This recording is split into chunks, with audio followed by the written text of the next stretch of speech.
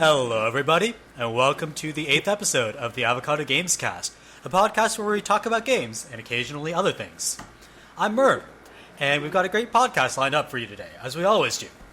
We'll be talking about quality control and then animals in games. But first, let's meet the people who are joining me today. First up, he's writing angry letters to the Kozuki family until Konami brings back Suikoden. It's PT. You know, Merv, you should just play Suikoden. Have you played Suikoden today?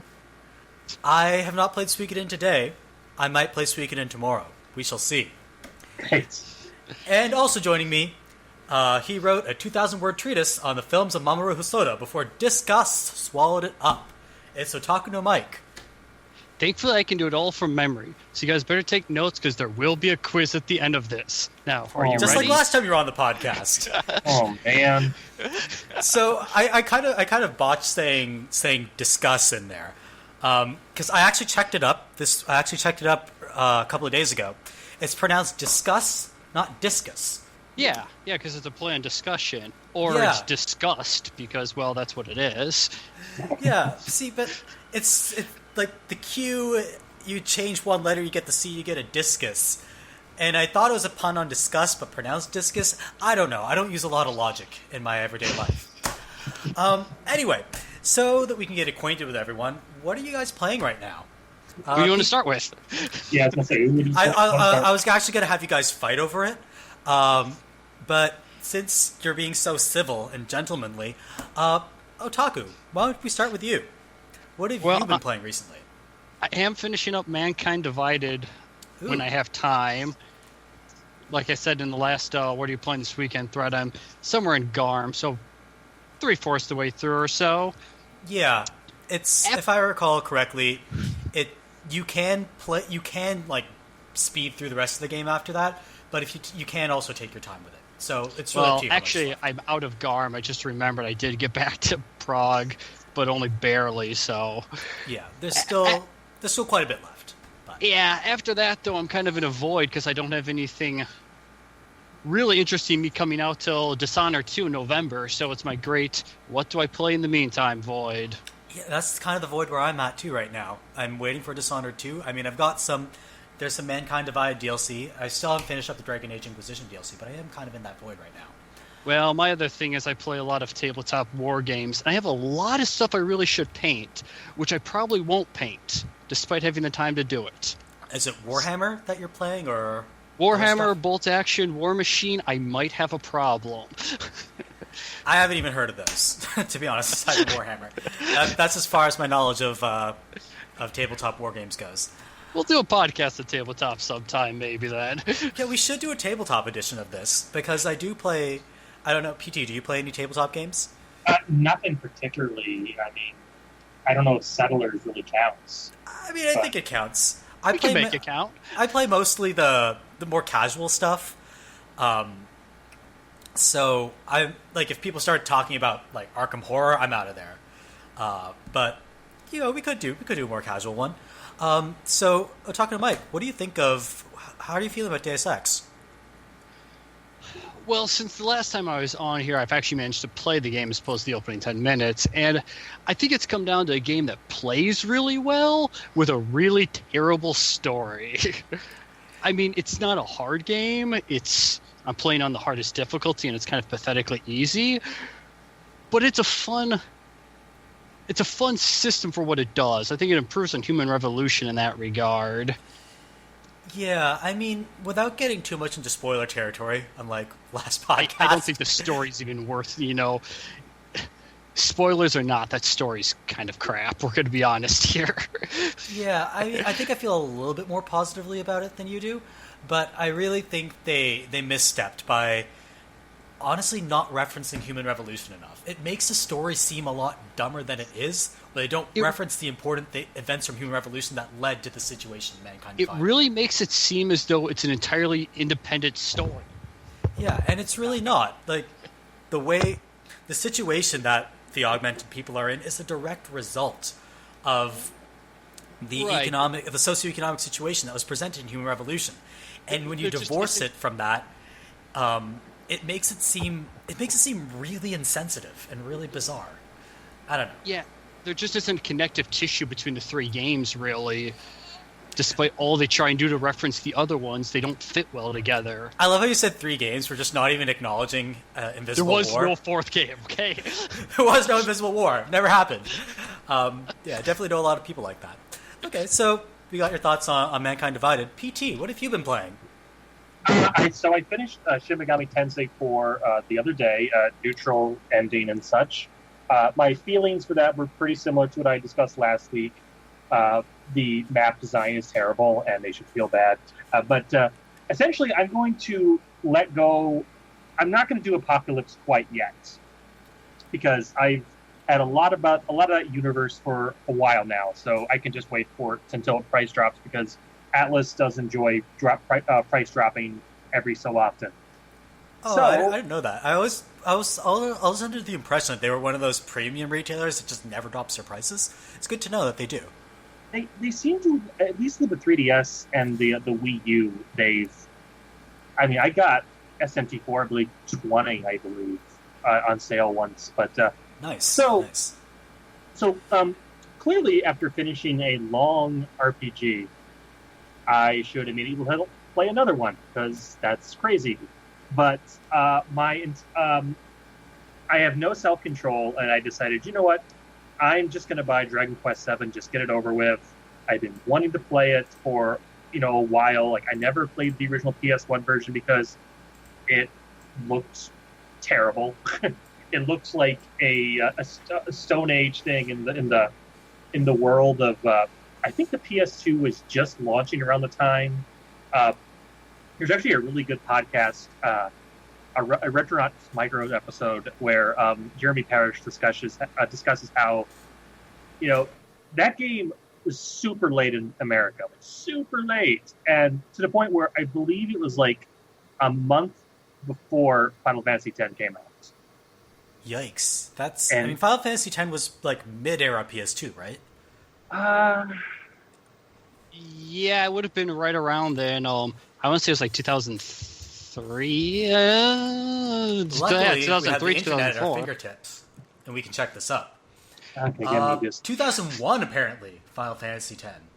Yeah, that sounds more right, because that works in my schedule there. But yeah, but no, I figured, you know what? I'm just going to sit down and I'm going to play this. And hey, this is a Dragon Quest game. I mean, if you know what a Dragon Quest game is, you got a pretty good idea what this is.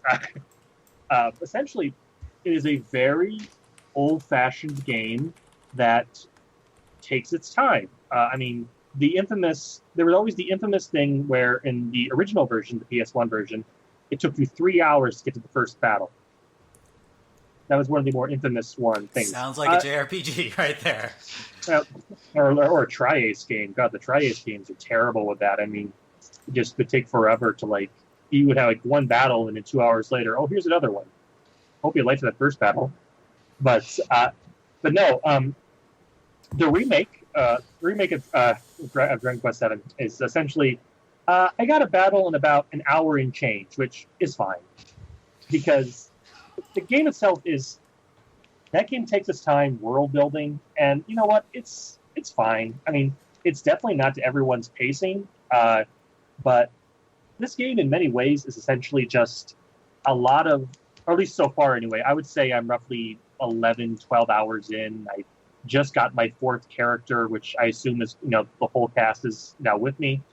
And it's been essentially so far, you go to a place, you solve the little mystery on that place, and then it just, magically returns, and then you go focus on the next one, because you are finding the premise of at least the start game is you are this, boy from this island, and people think this island is the only island in the world, which makes no sense, but whatever.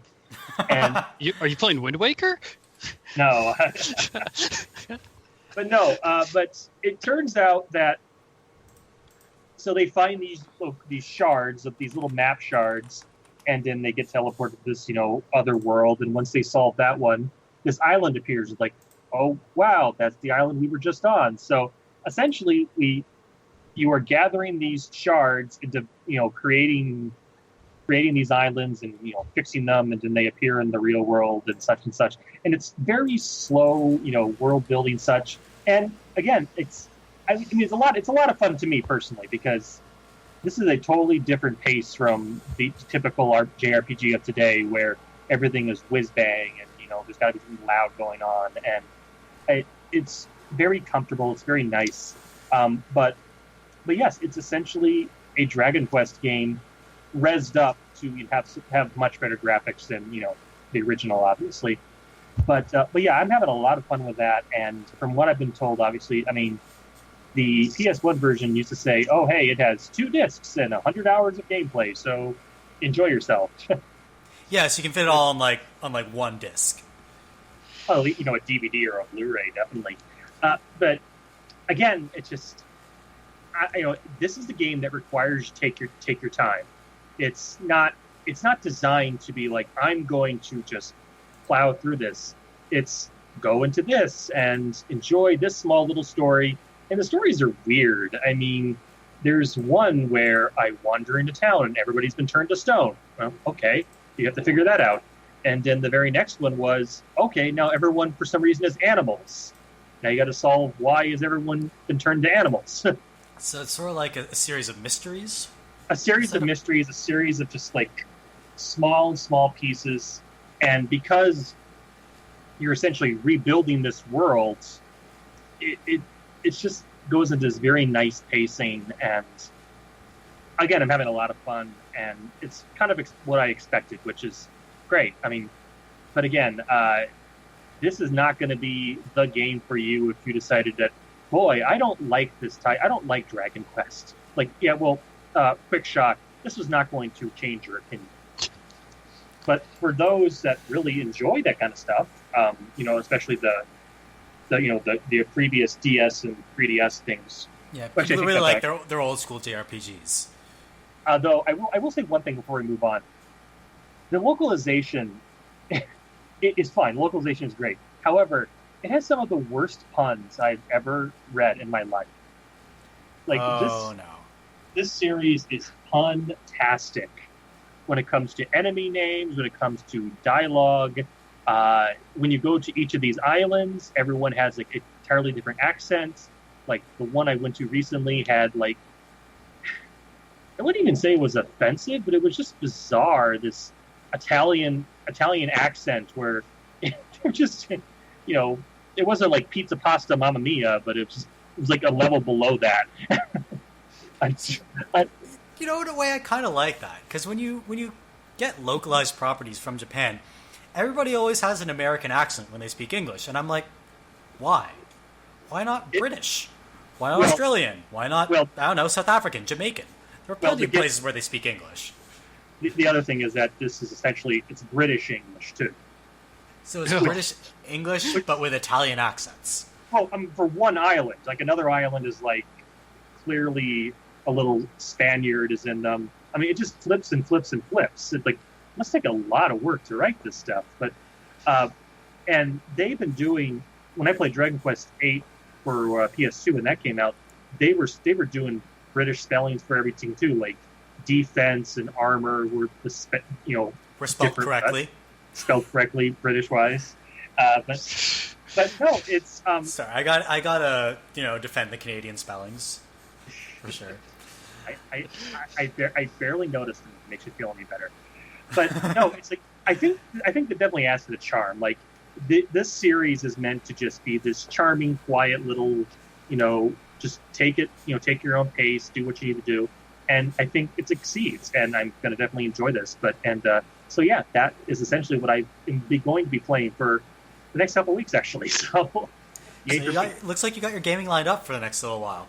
Oh yes. All right, so that's what we've been playing. We're apparently all playing JRPGs or waiting for other RPGs or other games to come out. I know how you count Dishonored. Dishonored, you level up. It's not an RPG. All right, I made a mistake. RPG elements. It has RPG. Yeah. Every game has RPG elements. Like friggin' Wolfenstein has RPG elements right now, where you unlock perks through various actions. Everything's got RPG elements now. It's bizarre, Well, let's switch gears now. And what I wanted to talk about today is something that happened fairly recently. So I know you guys have heard of this, and for our listeners, let me provide a little bit of background. You may have heard of a game developer. I put game developer in quotes. I wish you could see me doing air quotes right now. There's a game developer by the name of Digital Homicide. And they're notorious for putting out low-quality games, such as The Slaughtering Grounds, out on Steam. They're a shovelware developer, which that name should tell you all you need to know about them. Exactly. Yeah. Like the first thought I had was like, okay, that's a great name. Like, are you gonna do anything? The name is too good for them. They don't deserve this name. Anyway, so here's the story. A while back, they got into a spat with a game critic, Jim Sterling, who's been very critical of them, and they sued him for defamation. That is still an ongoing litigation. The saga took another turn recently when they sued a bunch of anonymous Steam users for, I guess, harassment and bad opinions about their games. I don't really know what the justification is. It's really hard to find a justification for them. So yeah, they tried to get a subpoena for the actual personal information of these Steam customers, and now that's started a whole litigation. So, what do you guys think of this? Now, I will. I pointed out earlier before we started that there's a really long editorial on Kotaku that came out today going into this. It does point out that the users they sued were actually an entire user group specifically dedicated to harassing Digital Homicide, getting their games kicked off Steam, which makes a little more sense as to why they got sued as opposed to just being anonymous users. These guys were dedicated against them. Yeah. It's still really bad on Digital Homicide's part. The other thing I should point out is that Valve actually, in response to Digital Homicide's lawsuit, removed their games from Steam.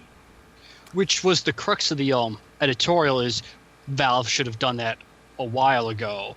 Part of the problem came from the fact that Valve has no quality control going on in their Project Greenlight and Marketplace. So you get these shovelware developers to just throw games out there, and pretty much any money they make is profit to them, and Valve is letting it happen despite the user outcry against it. I mean, that's actually leads into what I wanted to talk about, is does Valve have a severe quality control problem now? Well, does Valve have any quality control right now? I was going to say, I don't think they care. I mean, just the way that their organization is set up. I mean, people have joked that the way you start, way you develop something there at Valve is you just, move up your table next to somebody else and say, hey, let's make something. I mean, there's really no edict that says, make Half-Life 2 Episode 3 already, you jerks, or Half-Life 3. But it's just, it feels they do Steam have a very gets paid. Steam gets money off every sale there, so they claim to leave it in the user hands for control, but they're so distant from everything because they're getting paid. Yeah, they got a big problem. Yeah, so they're making money off each purchase of these games. They don't really care as long as people are buying them. Also, to PT's point, their organizational structure is very flat, and a flat organizational structure has some advantages, especially in smaller firms, because it allows the best ideas to sort of percolate to the top, and then people work on them.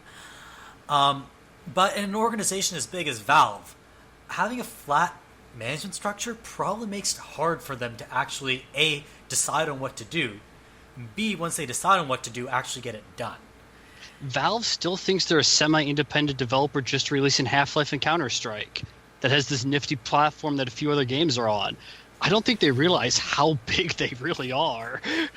You're forgetting the elephant in the room, which is Dota. Oh yeah, that too. So they're making a lot. They know they've got Dota. They know that's a cash cow. Team I meant their Fortress 2. old stuff. They thought they were still like in those early days when they only had a few games. They don't realize how many others are really there now. Yeah, I get the sense that they almost see Steam as like an ATM with an infinite cash supply, which it sort of is, because Steam rakes in the big bucks. So they don't really care to maintain Steam as well as they should. Meanwhile, so they see it as a way to fund their other projects they're actually interested in, like VR or, I guess, Team Fortress 2 hats. Yeah, and they're really going all in on this VR thing right now with the Vive and whatnot. Well, they keep doing these other projects like VR, the Steam Box, and then they never really come out. The Vive is out now. Is it?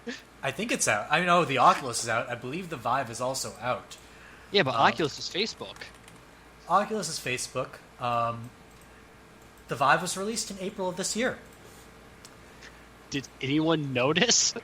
That's the thing. It's so expensive. It's an $800 piece of hardware that you need to set up an entire room for.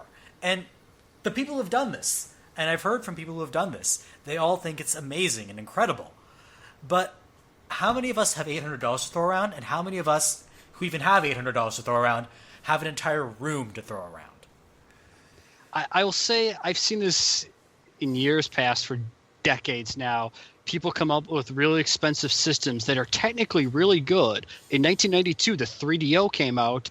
It had graphics and processing power equal to the N64 and PlayStation years ahead of their time. It was $700 in 1992.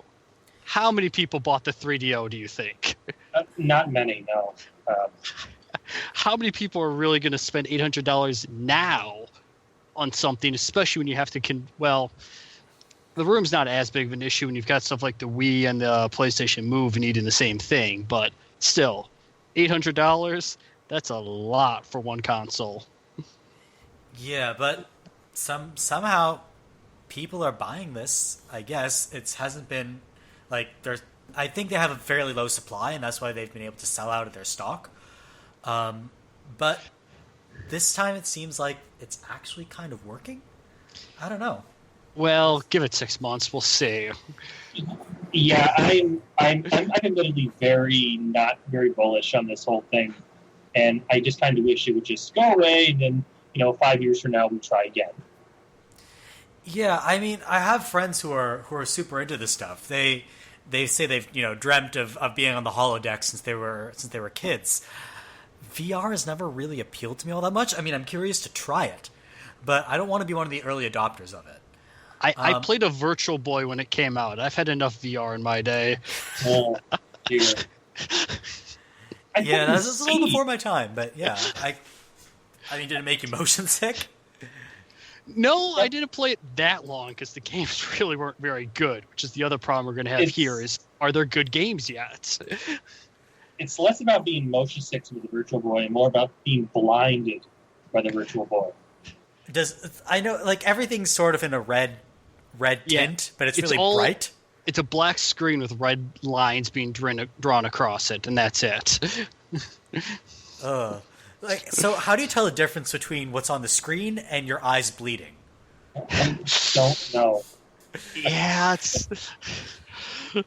that sounds like it was an ill-advised console. Kampio Yokoi's big thing, and I think it was his last little project before he died in that car accident. He started work on the Wonder Swan, which was incomplete when he died. Oh. The Wonder Swan was actually a success in Japan for a long time. Right. I've never heard of this Wonder Swan. What is the Wonder Swan? It was a handheld console. It was Bandai. Bandai made it, I believe. Yeah. Okay. Yeah, there are a lot of these handheld consoles. You never really hear people talking about the really old ones, because it's really the Game Boy and now the PlayStation Portable, etc., that have persisted. Well, the Wonder Swan was around until 2004, 2005. Really? It went into the new millennium. Yeah. There was Wonder Swan. There was Wonder Swan Color. There was a little support for it, certainly. I mean, it got the required hey, if you were a real system, you're going to get a Final Fantasy 1 port. And gosh darn it, I got a Final Fantasy 1 port. So. Yeah. I guess never made it to North America, and that's why I've never heard of it before. But I'm it was Japan only. Looking at the Wikipedia page right now, I'm like, this looks kind of neat. I wish they brought that here.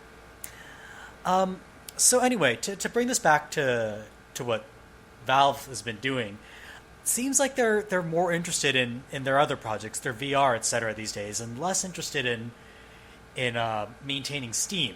So that's allowed developers like Digital Homicide and their ilk to persist on the system. What do you guys think they can do to fix the situation? Well, that ain't an easy answer, because they got to put in some quality control, but they have no quality control now, and that's not an easy process to implement. You put it in, you stifle you stifle a lot of this indie game development you're going for, but you leave it out, you have this same shovelware problem. Yeah, I mean, I understand why Valve doesn't want to be a walled garden, but at the same time, there's stuff on there that's not even in early access. That's, a full retail game. That, it's something that a competent developer could throw together in maybe 2 weekends. Not even. And it's being thrown out on there for money, and people are paying. And I guess, some people are paying for it, but most people are laughing at these games. If nothing else, there's this perception that Steam is flooded with low-quality games. And that's a bad image. And I wonder if eventually PC players are just going to get frustrated with the platform. Ironically, it was that exact perception that caused the downfall of the Atari in the 80s, because anybody could crank out a game for the Atari in 2 weeks because it was such a simple system.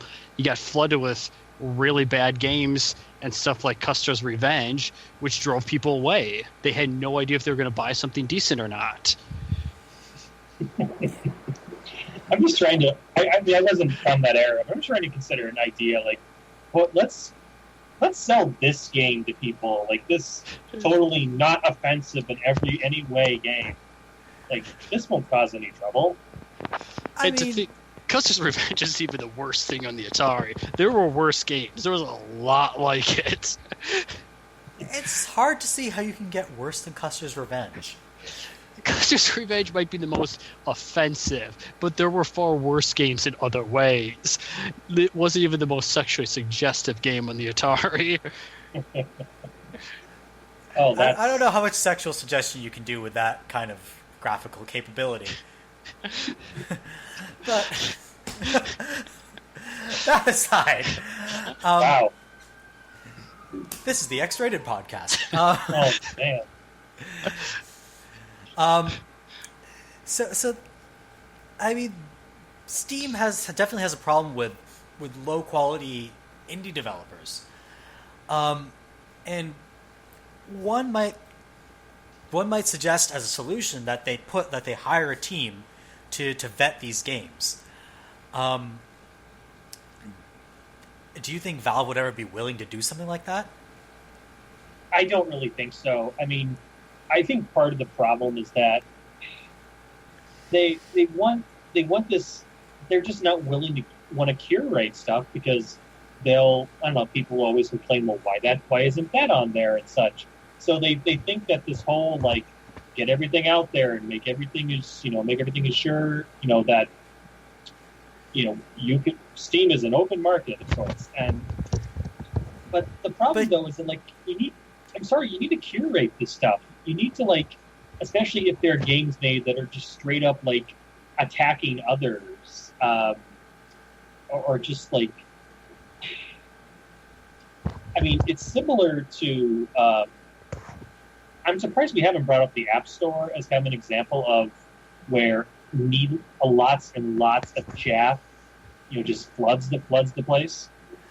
Yeah, the iOS App Store for sure is filled with garbage. And that's a store that's actually curated by some draconian standards. They remove stuff for any reason they want on there. Yeah, anything vaguely political gets knocked off. Well, there was the pimple game, if you remember that one. I don't remember it. You want to tell us about it? Somebody made a game that was all about just popping pimples on somebody's face. It was a joke of a game. He had it for like, I think 50 cents or something for close to a year.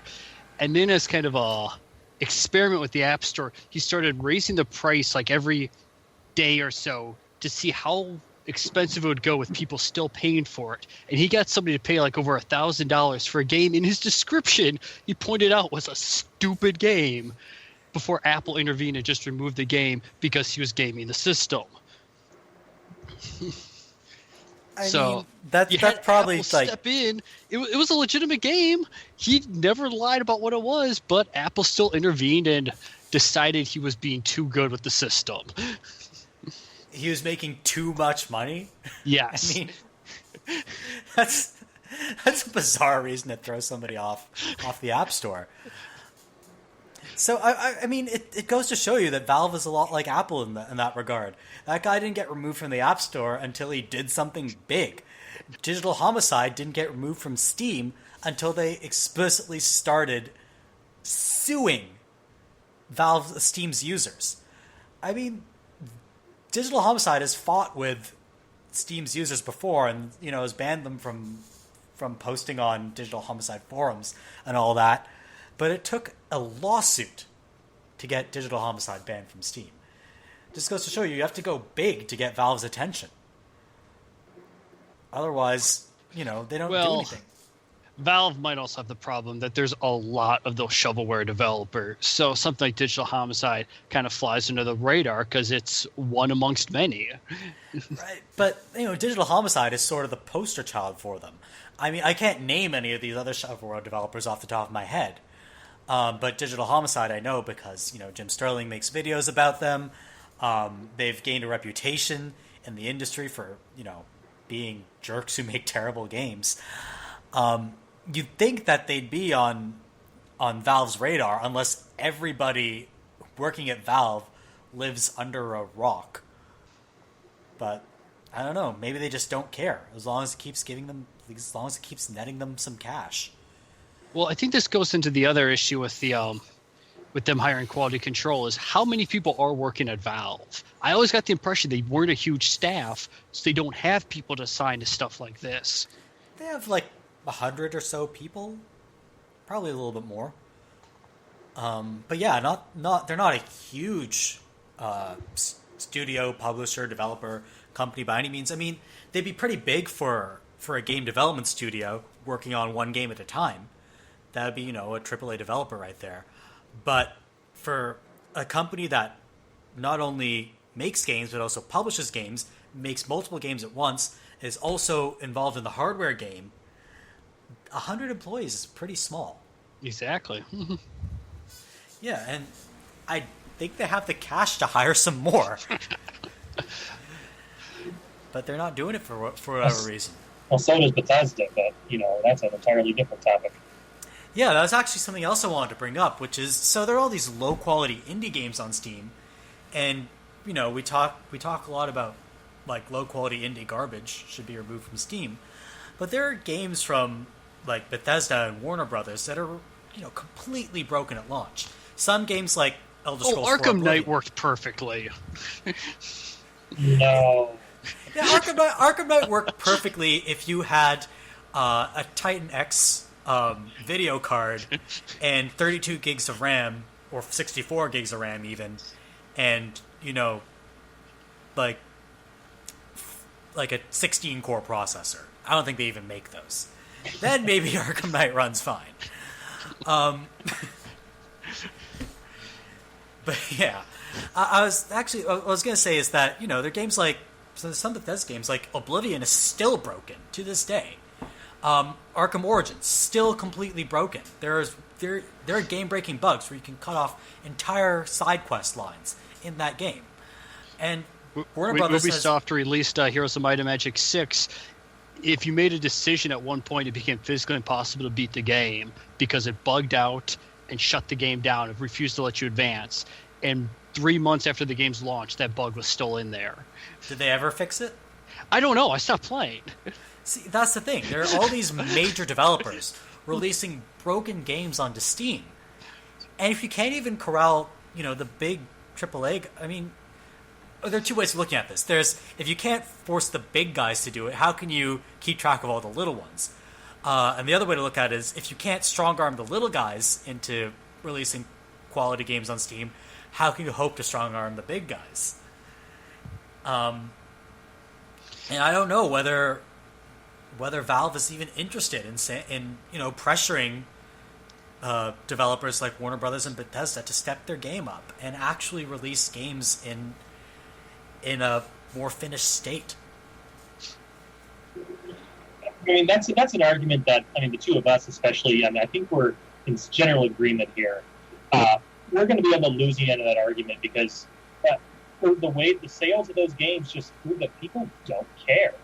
Like, they will fix it themselves, and which I think is a really terrible way to approach things. It's embarrassing when there are modders like Durante who can fix a broken PC port within 3 or 4 days. They've got a resolution patch or a frame rate unlocker patch for the game in just a few days, and you have to wonder, why didn't the developers take care of this stuff to begin with? Why did they just shit out some crappy port without any sort of care whatsoever onto Steam? I think in the sense you're talking about Durante there, obviously the main point is the first Dark Souls PC port, which overall wasn't it wasn't a good port, but also wasn't like the worst thing ever. Like, it did not cause your PC to implode. So it wasn't a multiple crash sort of game like Arkham Knight. Yeah, it was just that the resolution and the graphic settings were very limited, and it was locked to 30 frames per second. And Durante's done things with similar games. I think he did something for one of the Tales of games as well. The Tales have some really terrible Steam ports. Somehow, whenever they release Tales of Symphonia, every version's worse than the previous one. Yeah, I've heard Tales of Symphonia was a disaster. Zestiria wasn't so bad. Graphically, they had everything was more or less good. It had a 30 FPS cap, but whatever. But if you used a mouse and keyboard like I did, it did some bizarre things. It would constantly switch the control scheme on the fly, and sometimes the controls wouldn't even respond properly. It was really bad. That's what I should do. I should finish beating Zestiria when I'm done with Mankind Divided. Zestiria is the kind of game where you know how it's going to end. Yeah, I just got a lot of those games I get pretty far into. There are no surprises in Zestiria. It's not a bad game. It's overall a solid RPG with a not totally awful story, but it's like, if you asked me to think of what a JRPG is just off the top of my head and asked me to come up with a JRPG, that's what Zestiria would be. Well, tangent aside, you want to talk about developers releasing stuff with just bizarre bugs that are easily fixed. Again, Hero 6, which is one of the worst goddamn releases there was. For like the first 2 weeks after its release, the mouse cursor would just sit there and flicker endlessly. Just the entire time you're trying to play it, the cursor would sit there flickering off and on. And it took them like 2 weeks to fix that bug, which is something they should probably get on. Ubisoft has a history of awful PC ports. Yeah. We've seen it with a lot of the Assassin's Creed games. Unity was a disaster. Watch Dogs was not completely broken at launch, but had a lot of problems. I played through the whole thing on PC. It had trouble maintaining anything close to a consistent frame rate. It was constantly fluctuating. And the way the frame rate fluctuated had nothing to do with what was going on screen. Sometimes there'd be like 20 explosions, and it would be at 60 FPS. And sometimes you'd just be driving down an empty road, and it would drop down to 15. It made no sense whatsoever. So Ubisoft does have this history with, the bad PC ports. And here's the thing. From everything I've heard, you can read, especially, I don't know if you guys read The Trenches ever. It's that webcomic /story collection, story collection from guys who do Penny Arcade, about game development. And a lot of the times you see that people in QA identify problems, but it's management or the studio that wants to meet a deadline, and they have to release it and ship it and shove it out the door, filled with bugs that they know are in there. Well, this goes back to Atari. They forced ET out in I think it was 6 weeks they gave the guy to make the game, and he knew it was broken when they were going to release it, but they wanted to hit the Christmas deadline so hard they didn't care. They rushed him in 3 times faster than he'd usually work, and so ET was one of the worst games ever. Yeah, and every time who is it who says it? I think it's Shigeru Miyamoto who says a delayed game is delayed temporarily, but a bad game is bad forever. I don't think those are exact words, but something along those lines.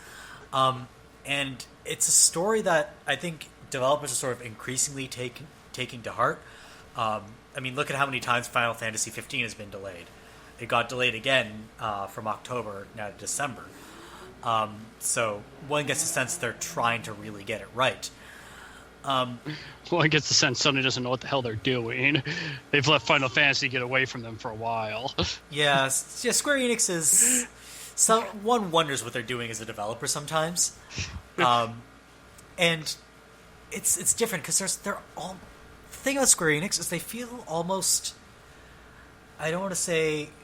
It seems like their Western arm and their Japanese arm, their Eastern arm, are on completely different planets. When it comes to they've story problems with Mankind Divided aside, they've done a very good job of maintaining their Western properties. Your Deus Ex, your Life is Strange, your Tomb Raider. But whatever they're doing with Kingdom Hearts or Final Fantasy, it just seems so bizarre to me. I don't know. It seems like there are endless delays, and they're not releasing games that people are enjoying. Final Fantasy 13 has got a really bad reputation. One wonders. I liked all 3 of those, though, and though I also think Lightning Returns is a legitimately good game, just stuck with a lot of baggage. I mean, the baggage being the first 2 games in the series. Yeah, unfortunately, yes. Well, plus you had the problem of Final Fantasy XIV coming out and being such an incomplete MMO, it got the head of the department fired, and they ended up having to give the game free to all the players for close to a year, but to make up for it. I mean, that gets back to bad QA. If you shove a game out the door fast and incomplete, you end up paying for it, right? Now think about out to be really good. Apparently, I don't play MMOs, but. Yeah, I've got a friend who loves 14, and he's actually been playing it since that original launch. But yeah, that first start was rough. Now he loves it.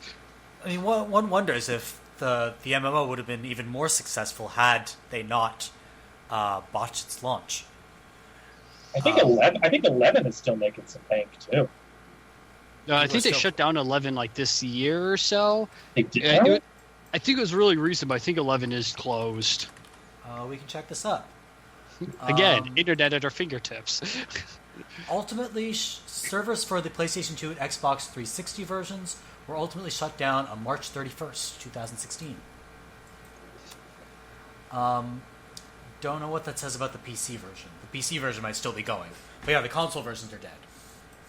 Well, that makes more sense. Especially the PS2 version. Yeah, that thing's old by now. Oh, man. Yeah. So yeah, that's the thing.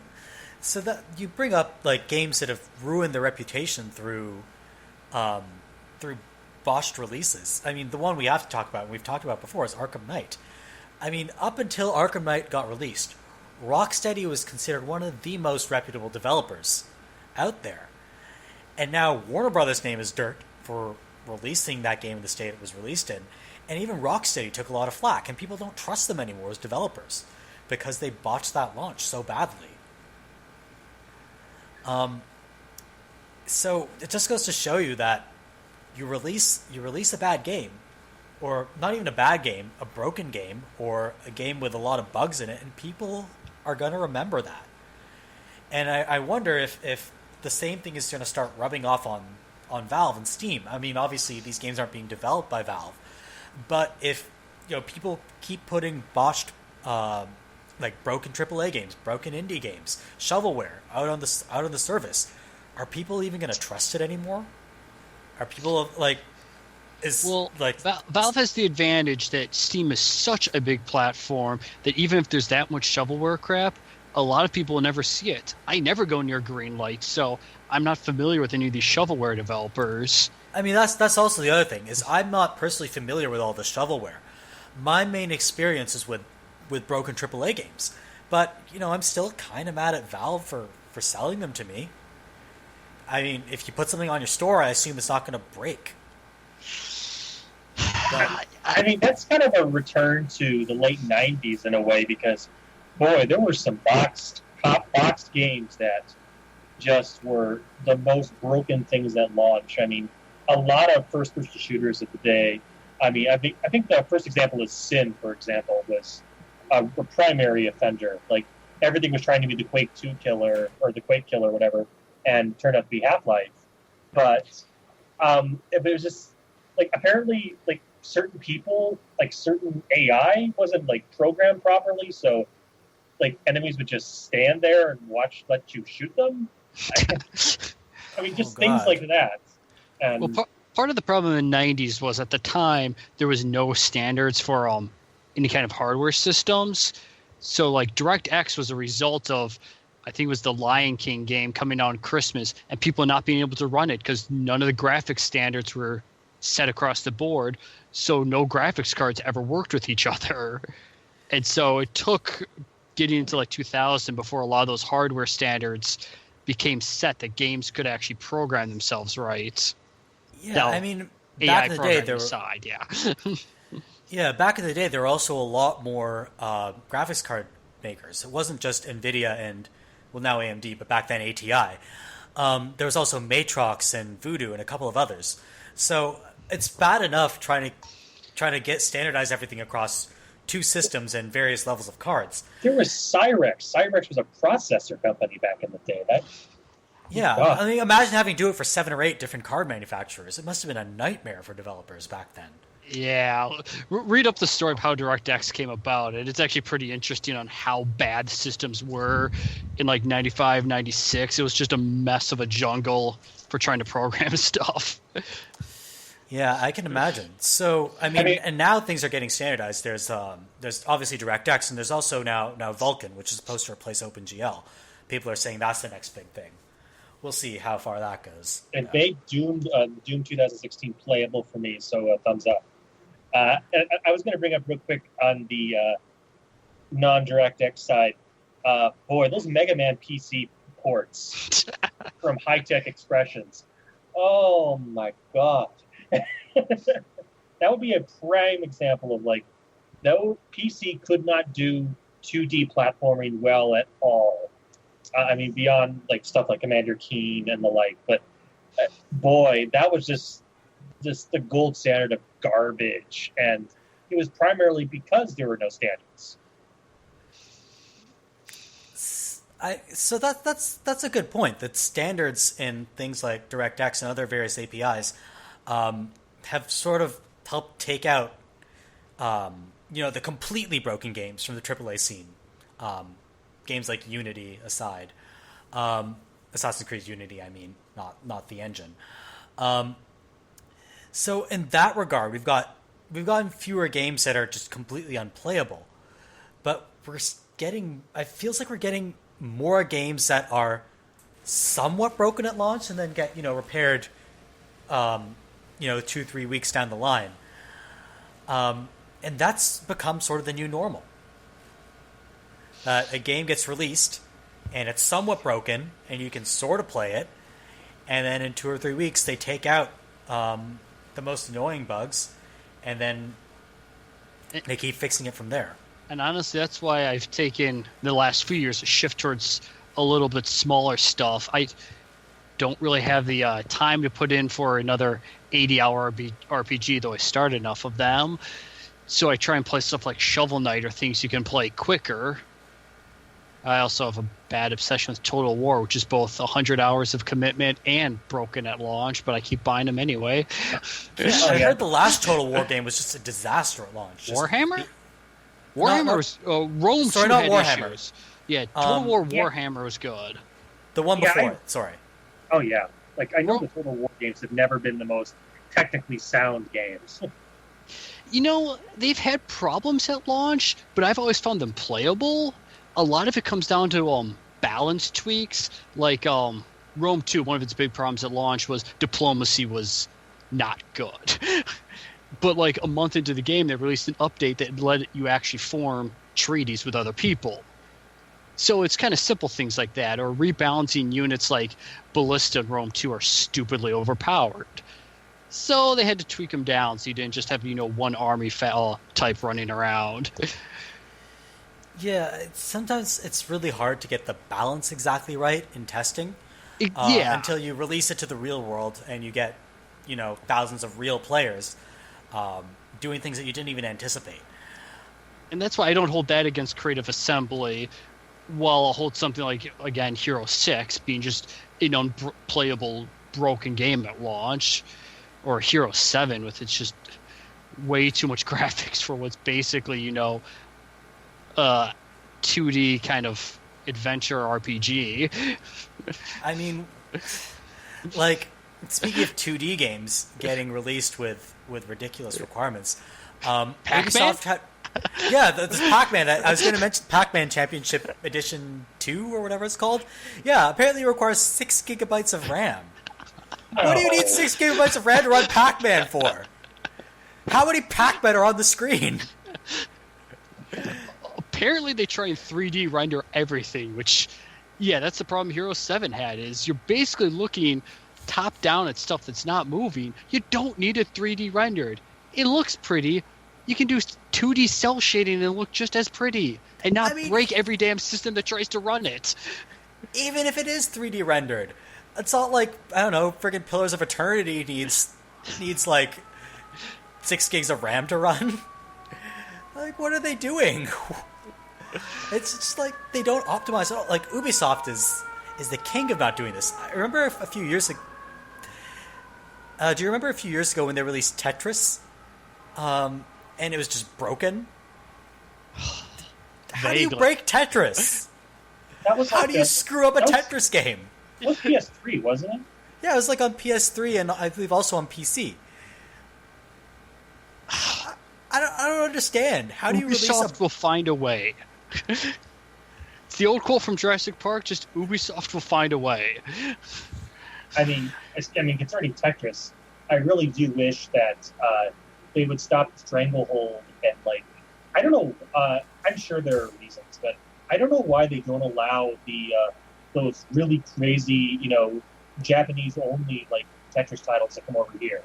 Like, the ones where, the Grandmasters and all that fun stuff, where that kind of stuff you see on, like, the awesome games on quick marathons where people are just, like, maniacs, just fixing all the pieces because they come down in, like, a second. And they're just feels like magic. And they do a lot of races in those games. Yeah. I don't think they're allowed to release those games out in the West. Must be some sort of rights issue. Because I know that the Tetris IP is, I guess, it must be held by different companies in different countries. It must be it. That's something I'll have to look into for a future podcast. Because, I'm under the impression that because the original guy who made it was Soviet at the time, and then I think he sold it to different people in different times. That's a very fascinating story, actually. And it comes down to, I think Hank Rogers was the ultimate winner when it came to it all. I mean, and it's been told many times, but essentially, it was just a huge mess between multiple companies and multiple people trying to get, like, even the most basic rights, like handheld rights, computer rights, console rights, just something. And it was just a huge mess. Yeah, it seems like And these rights issues are kind of a big thing in games nowadays, where especially older properties, they don't get re-released. It's because nobody knows who owns the rights to them, or the companies that do own the rights just don't care.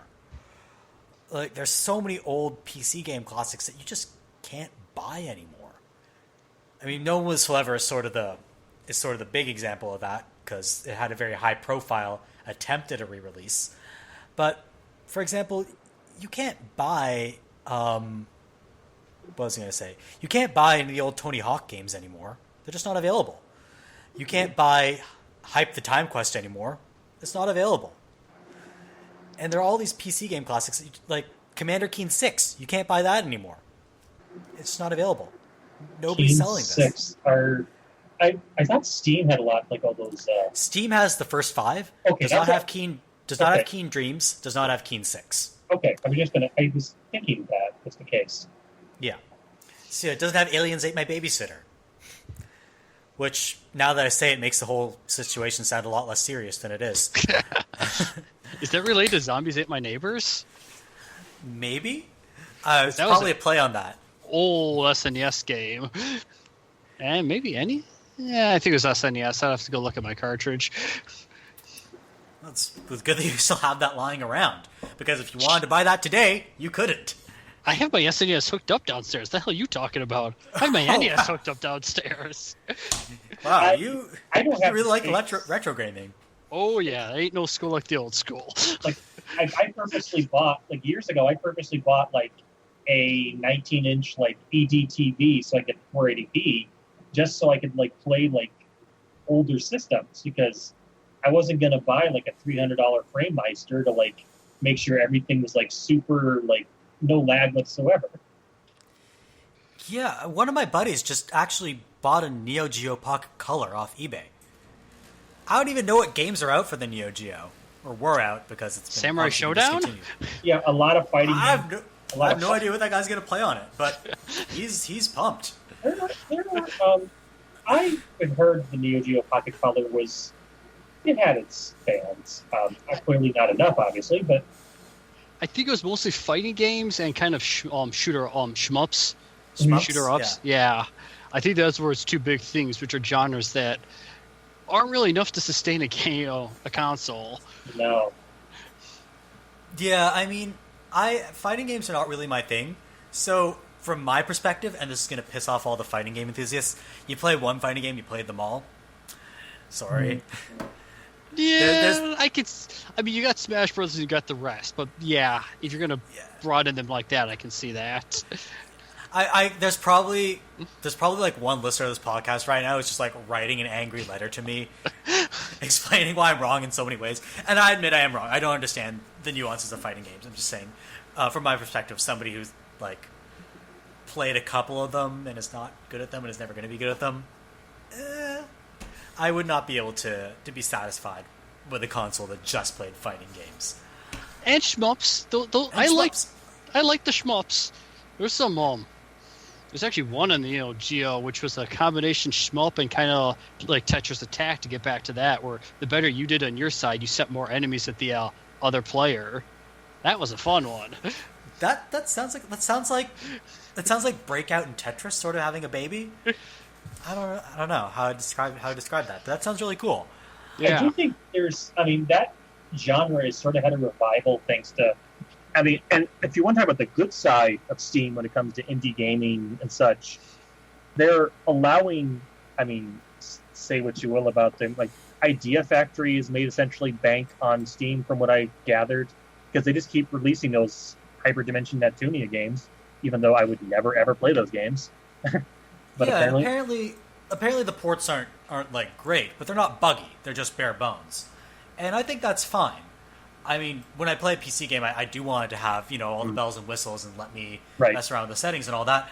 But I don't think you're doing anything morally wrong if you put a bare bones PC port on Steam that works. Right, and can kind of go back to the point we were making though, is like, and a lot of these shooting, a lot of these companies that release these shooters even today, they're like, hey, let's just, like, we can dump it on Steam and there are some loyal people and they'll buy it, and that's another resource, a revenue stream for us. So, I mean, that's a good thing about how it had the approval process being loose, but those things should be approved anyway. And then you've got Sega, who adamantly refuses to release Valkyria Chronicles 2 and 3, despite the first one being like the best-selling game on Steam for several months. Sometimes I wonder what these companies are thinking. It's like they don't want to make money. Valkyria Chronicles 3 has still never been released in the US. They released 2 in the US, but they've never released 3 for no reason that I can discern. When did 3 come out in Japan? Oh, God. Close to 5 years? I'm trying to think when I got my PS3. It would have been at least 3 or 4 years ago.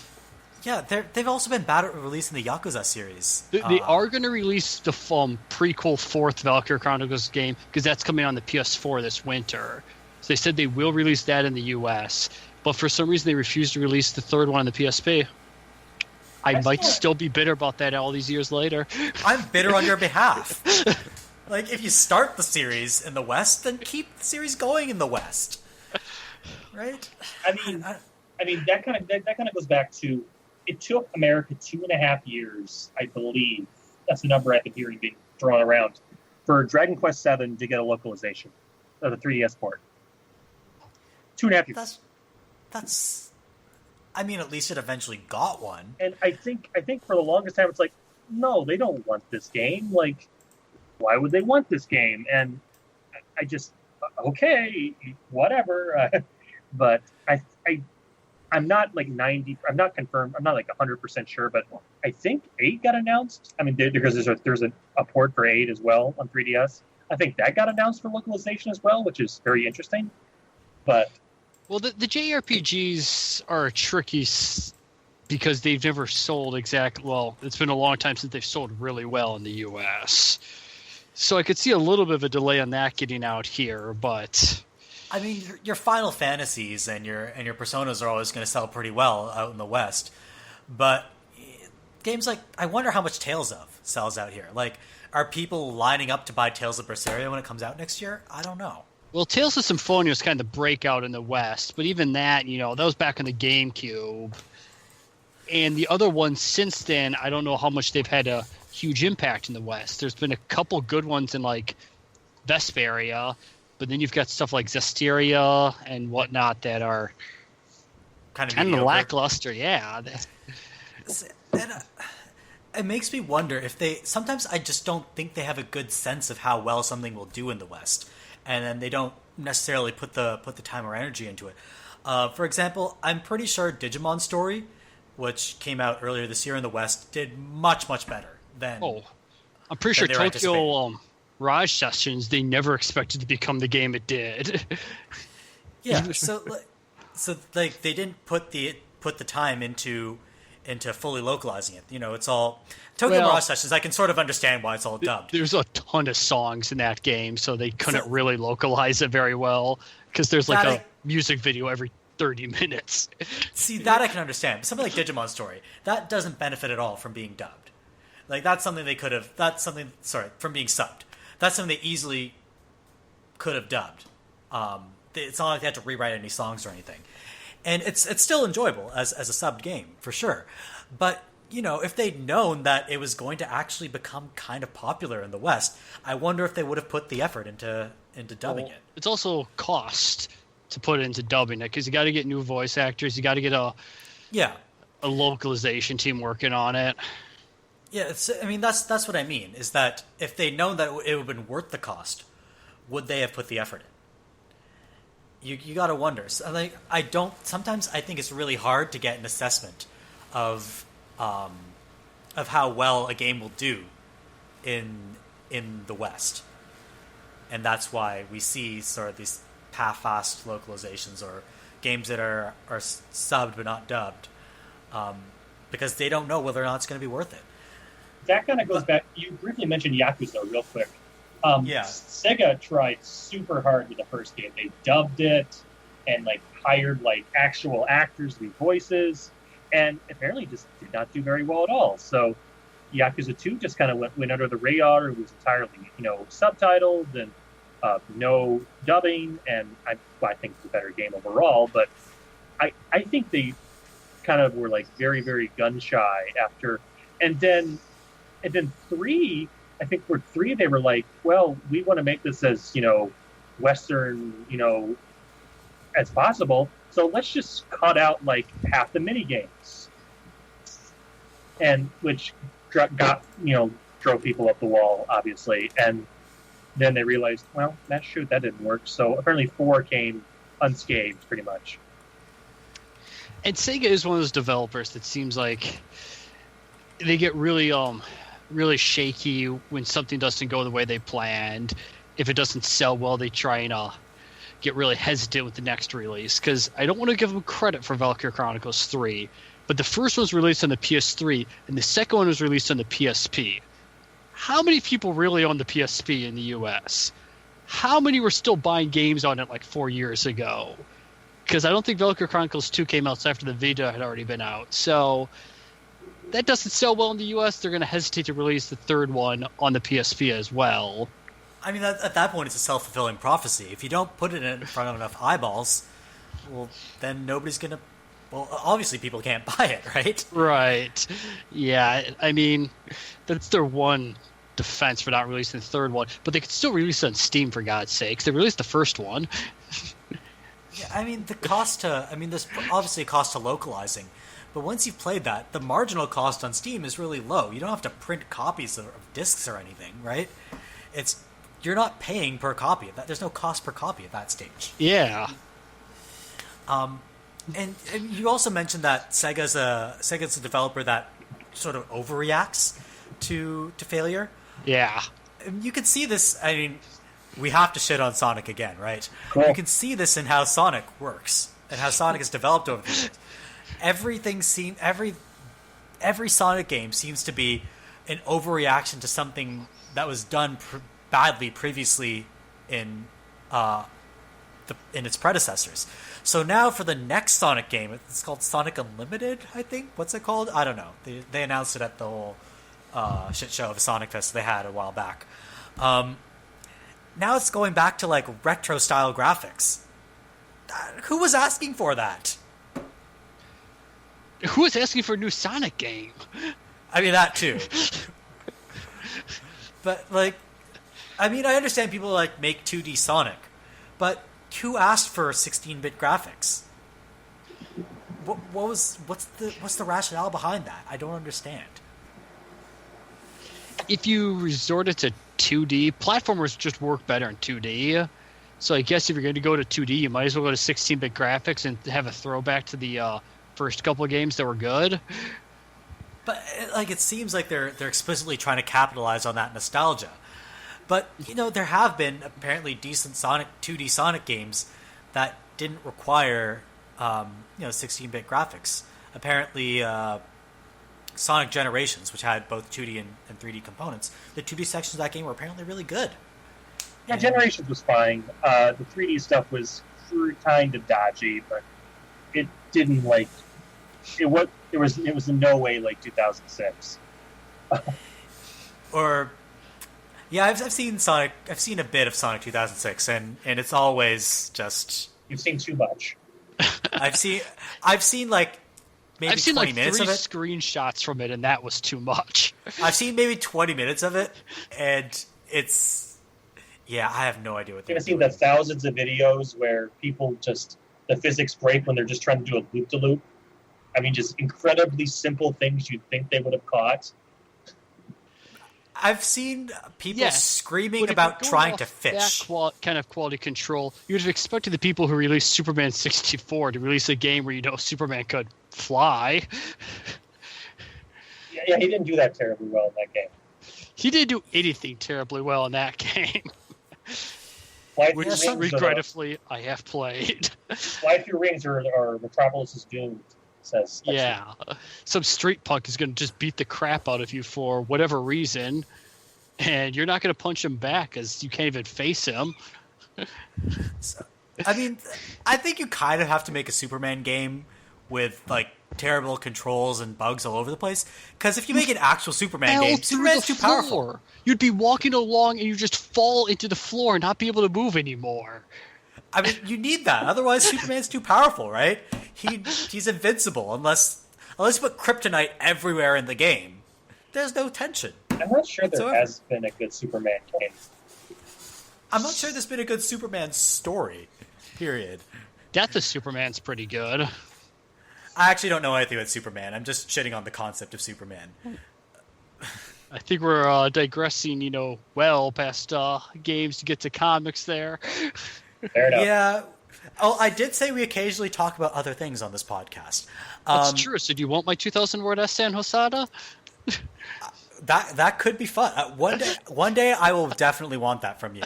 But I haven't even seen any of his films yet.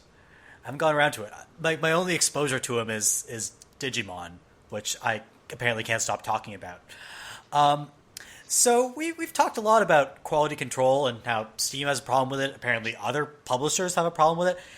Seems like all over the industry there's a problem with quality control. I know this question gets asked a lot. Do you think this will eventually lead to another crash like we saw back in the 80s? No, unlike in the 80s, the whole industry is much more entrenched now than it was then. It's hard to really understand it nowadays, but in the 80s, video games were very much an upstart movement. I mean, arcades and malls were considered a hangout for malcontents and, dropouts. It was not a well-regarded industry. Nowadays, you've got, Hollywood actors, going on about how they play games and stuff. So even if there's the culture's definitely shifted. Yeah, even if there's some minor blips, Sony is well entrenched in other things. They can weather, having the PS4 not having any good games for 2 years after its launch. Same with Microsoft. Yeah, I mean, I have 3 games for my PS4. Just 3. I'm actually going to buy a PS4 finally because this winter has like 3 or 4 games all coming out amazingly in the US that I want for it. I assume one of them is Final Fantasy 15? No. Oh, no. It's the Berserk game, a Fate Stay Night game, which surprises the hell of me. It's coming out. Valkyrie Chronicles. And I'm trying to remember if there was a fourth or it was just those 3 for now. The Fate game alone I was going to buy a PS4 for. I might have a problem with the Fate series. I've only bought 2 different consoles solely for their games. I bought a PS. Sorry, go ahead. I'll say one day I'm going to buy one for Bloodborne. Like that's simple because I'm kind of a guy for the Souls stuff. So I bought a PS3 solely for Valkyrie Chronicles 1. So with the new Valkyrie Chronicles game coming out, that alone was a cincher. Yeah, I bought a PS. Sorry, I was going to say I bought a PS4 just for Uncharted 4.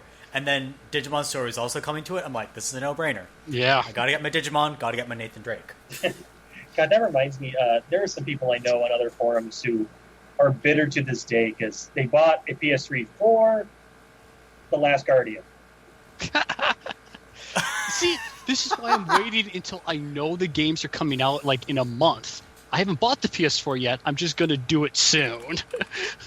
Oh, I kept delaying my purchase until they had a deal on the special edition one. So I got one of the ugly teal blue PS4s that has the terrible Nathan Drake engraving on it, but the controller looks really nice. So I'm all good on that front. So that was an interesting discussion about who really knows what it was about. We were jumping topics all over the place, but that's fine because that's what we do on this podcast. So let's switch gears a little bit and talk about something completely different. One thing I wanted to talk about was animals in games. And I know it sounds like a weird topic, but the reason I wanted to talk about it is that if you go back like 10 years in games, the way wildlife worked was in a video game was there wasn't a lot of wildlife in games. And now in the last console generation, you see games like the Far Cry series that have these fairly sophisticated wildlife simulations. You have, bears and tigers and all that running around. So, how do you guys feel about having all this? So you're view talking about like wildlife. wildlife in the background, not just like mascots or anything? I mean, we can talk about mascots later if you want, but to start with, how do you guys feel about like wildlife in games now? Well, it depends on the game and, how much of a resource hog it is. To get back to one of the problems Total War has, when Total War Shogun 2 came out, I think if you went into a battle map, there was like 40 or 50 different kinds of trees that would populate on the map. You had little deer running around, you had birds flying by, and mind you, this is an overview looking down at like 2,000 little guys on a huge map. You couldn't see any of this detail, but it ate up your processing power. So when you're not using that processing power, the wildlife is fine. When you're slowing the crap down out of your games, come on, people. Yeah, so I mean, there are two ways to look at this, right? This isn't necessary for me to enjoy the basic parts of the game, but especially in games where you're not, looking from an overhead perspective and you're down on the ground. Some might argue that it enhanced the experience to see these more realistic animals floating around. Especially, here's the other trend in games. They've moved a lot more. Games have now moved from sort of these urban or indoor environments to the outdoors. The outdoors is the big thing in games now. Sorry, you were saying something, Otaku? Oh, I was going to say, in Total War, you actually can go down to an eye level and actually see this stuff. And then you've got like every one of those 2,000 guys individually rendered and acting individually, which is really cool, but you can't control anything from that level. So you're stuck in this dichotomy between, well, I can go look at what all this processing power is actually doing and have it be nice, or I can actually go into a position where I can actually, play the game. Yeah, it seems like that's sort of become the new things with strategy games, being able to zoom in at a really close level. And on some level, it looks really nice, right? It looks really neat. I do it for like, it seems unnecessary. 5 seconds, but then, that's it. Like, I mean, for example, now, like, they're doing it with management sims nowadays, like Planet Coaster, Roller Coaster Tycoon World, etc., that are coming out. You can walk around as a guest in your park, and that's neat for, the few minutes that you're going to do it, but you're not going to play most of the game that way, right? You play most of the game from the overhead perspective. Because God knows you don't want to build a roller coaster in first person. Well, Minecraft might argue with that. Yeah, there are some dedicated Minecrafters out there who build all sorts of crazy things in Minecraft that continue to astonish me, even though I've never played Minecraft. So wildlife is also it's been a trend in AAA or major games where we've seen sort of this move to the outdoors. It's also happened in indie games. We're seeing more indie games about wildlife, such as Shelter and its sequel, and very recently this year, Abzu, which is all about swimming with the fishes. Tokyo Jungle, though I think that was close to AAA. Yeah, I mean that was like a downloadable title, but it was a pretty big one. But yeah, do you guys think that there's something specifically behind this move to the outdoors and into wilderness? Do you think it's just processing power? This is something we've always wanted to do, and now we can finally do it, or do you think there's something else, some cultural shift in the industry that's driving this? I definitely think there's like, hey, we can add more gameplay. I mean, for example, the example that I'm kind of thinking right now is Metal Gear Solid 5 had basically an entire little side scenario where if, Afghanistan or wherever is a giant war zone, so we want to get the animals out of there as soon as possible, not get them tied up in this sort of thing. So they had this environmental group pay you to tranquilize the animals and shoot them off in the balloons and capture them and keep them safe. And sometimes that was kind of fun, kind of relaxing, just to quietly track down something and just take your shot and just tap tap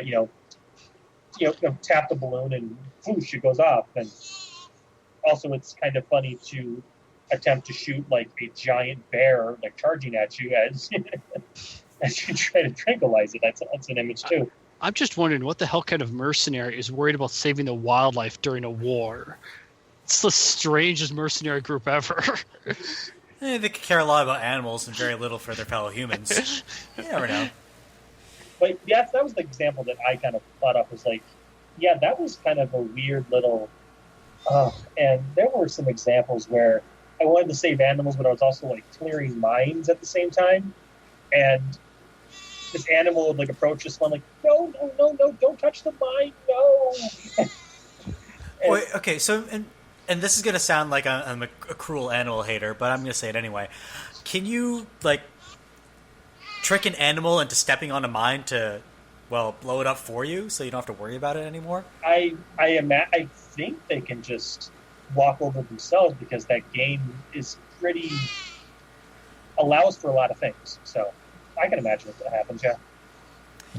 Yeah, like I feel like I wouldn't do it because that would be cruel. But I wonder if anybody's like, Red Dead Redemption gives you an achievement for wiping out the buffalo. yeah, it's a little bit in bad taste, but I can see And it. I've seen that gif with the horses getting murdered by the train. So Yeah, a lot of animals die in games. That's actually something I wanted to bring up. Is that in a lot of games, what you're doing with this wildlife is you're hunting it. That's the main purpose of the wildlife there. For example, Dragon Age Inquisition. Why are all those animals running around? Because you can kill them and skin them and make armor out of them.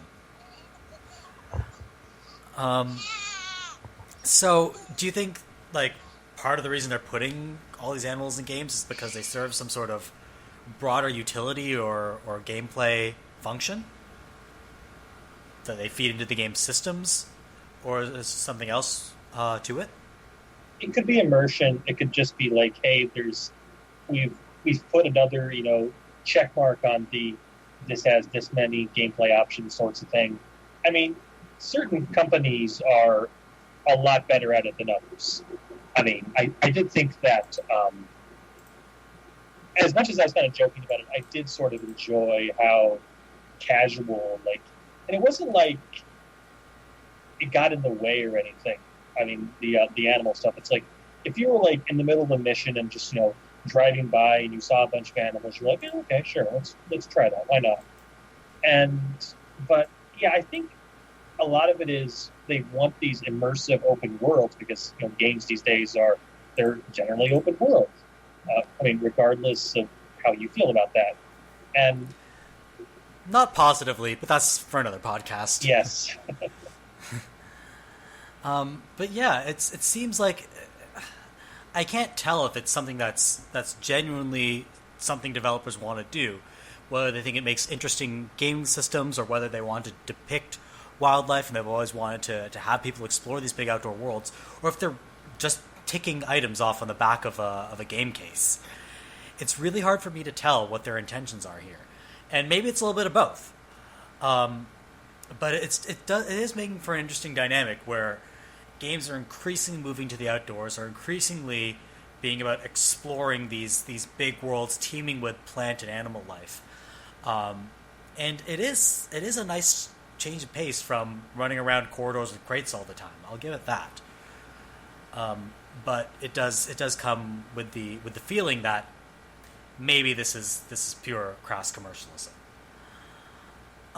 So we've talked about real wildlife in games. What about fictional animals? Which ones to you are the most memorable? That's really kind of an odd question to me. I mean, I guess when it comes to any sort of animals and such, I like the ones that are very reactive to what you do. Essentially, I mean, the ones that will just mess you up if things go wrong. I mean, this is as simple as, say, Zelda with the chickens, where if you beat them up enough, they will literally swarm you and probably kill you. I mean, that's pretty infamous. That started on the third Zelda, Link to the Past. But just stuff where, and I know I haven't played Far Cry 3 or 4, but I know that's a major situation there where you could just get straight up. Didn't Witcher 3 do that with like the cows or something? Or if you kill too many cows, a super cow came in? Yeah, that's. I think it was kind of like a joke they threw in one of the patches, where I think it was originally that killing cows was basically an infinite money exploit. So in one of the patches, for if you tried to kill too many, they fixed the exploit, and if you tried to kill too many cows, a super cow would come and like wreck your shit. So yeah, the cow exploit, or the super cow from Witcher was something I found was really funny as one of those memorable instances of a specific animal in a game. Well, going into that chicken thing from Zelda, that was something they really leaned into at the later games, to the point where if you play Hyrule Warriors, there's an entire, for lack of a better term, a faction in some of the maps that is chickens. There are some maps where the chickens are just a swarm of cuckoos going around, taking bases and respawning themselves, and they are some of the most annoying, bloody things to fight in that game. Can't you also play as one of them? In the game? One of the girls There's has like a costume for it. One of the girls has a summoning ring, and her special, she summons a giant chicken to go rampaging across the map. There That might is be a possibly costume. I haven't played the 3DS version, which has some extras to it. Yeah, that's possibly the greatest thing ever in a video game. Just Yes, like it wrecking is. everybody's shit as a chicken. So those are like real animals. What about fantasy animals? What are your favorite, like, for lack of a better word, fake animals that don't exist in our world, but are actually in video games?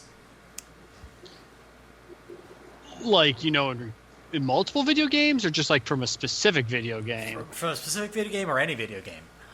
I'll mention one. One of my favorites, and this is going to sound really silly, is the Nug from the Dragon Age series. Have either of you guys played Dragon Age? Nope. No. Nope. No. So let me explain what the Nug is. It's, imagine a cross between a teacup pig and a rabbit. Okay. So it's this adorable little animal that, hops around the wild. And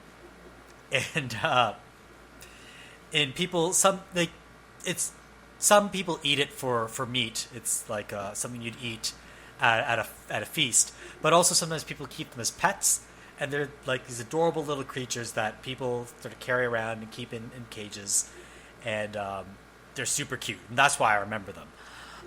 They're also memorable because there's at one point in one of the dungeons in the game, actually in Dragon Age Inquisition, where you can kill a poor defenseless Nug, like right at the end of the dungeon. And one of your companions is like, "Oh my god, are you kidding me?" And then like you can see her approval rating of you go down when you do it. Well, I mean, if we're going off of that standard, I can't remember what their exact name is, but Valkyrie Chronicles has teacup pigs with wings. He doesn't do anything really in the game. He's kind of just a mascot, and he abstain-ably helps out in the first mission. You find him, he shows you an alternate path to take. But, I mean, it's hard to beat cuteness factor for a teacup pig with wings. That might be the cutest thing I've ever heard of. I mean, now that I have my mindset here, my instant thought is the Moogles and the Chocobos from the Final Fantasy franchise. Yeah, I was going to mention, Chocobos are basically just like giant yellow chickens, right? That there are multiple colors, throughout in the franchise. But yes, and they're different colors of Chocobos. I did not know that. Depending on the color, they do different things. They're kind of like Yoshis. yes, the red one will mess you up in Final Fantasy Tactics. He'll just shoot Choco Meteor at you and basically murder you. Chocobos were friendly. Why are you fighting the Chocobos? That's just the way it works, I guess. But sad.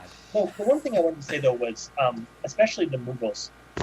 Final Fantasy IX had a really fun little all-game side quest where Moogles were constantly trying to deliver mail to other Moogles, and you would like deliver it for them and do that, and and just go in there. So you'd get all these different little reactions from them as you gave them their mail, and they said, "Hey, give this letter to this guy, this person," and such and such. And eventually, towards the end of the game, you finally actually make it. You can fly to an island where their whole mailing service is the whole time. and it's just this mob. So the climax of the side quest is the post office. Yes, and I just think it's cute and clever, and it just works. It worked with that game in particular because 9 was a throwback to the more fantasy elements of the previous games, and like that just general like, hey, we're just going to make this incredibly silly little minigame featuring these iconic characters, and we're just going to have a little fun. And but that's when I think of Moogles, I think of that, which is a very positive experience. You see, when I think of Moogles, I actually go to Secrets of Mana because I played that a hell of a lot more than Final Fantasy. Oh And yes. for some reason, the Moogles show up in there as the save points. And more importantly, they give you a belt to turn yourself into a Moogle, which you almost need to beat the final boss. Because beating the final boss without the belt is really stupid hard. That's interesting. I've never really considered that. Maybe I just like level tanks. Well, what you do is the final boss has a ton of attacks that hit the entire screen, but if you use the Moogle belt or the tiny hammer, you temporarily become invulnerable to attacks while you're transforming. Oh, So if yeah. you time it really well, you can avoid all his attacks by just changing your shape. That game is broken. It can be at times, yes. And So I'm looking online right now at a Google image search. There's a lot of fan art of Moogles riding on chocobos. yeah, And There's let's so not much. go any deeper into Rule 34 than that. I was gonna say Oh. that could be bad. Safe search, I believe, is no. Safe search is off. Wow, You might want to get that on. I'm surprised the lack of Rule 34. I'm not going any further. Hang I'm not going on. to scroll any further. Move on. Yeah. Don't worry. I'm not seeking out that stuff. I'm not typing this into DeviantArt. And one more thing I was going to say was they chocobos have been done in many different ways. I mean, one of the more Buddy. more ubiquitous things that Final Fantasy 13-2 did was have like this thrash metal rock version of the chocobo theme.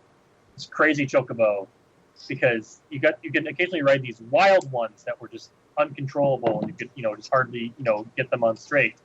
And it was just again, that's the song that you can easily find in Link. It's called Crazy Chocobo, and it was this attempt where I think they were trying way too hard. The developers were trying way too hard to appeal to a Western audience. So that's why 13.2 had like dialogue trees and all sorts of other different weird things that you find in Western RPGs.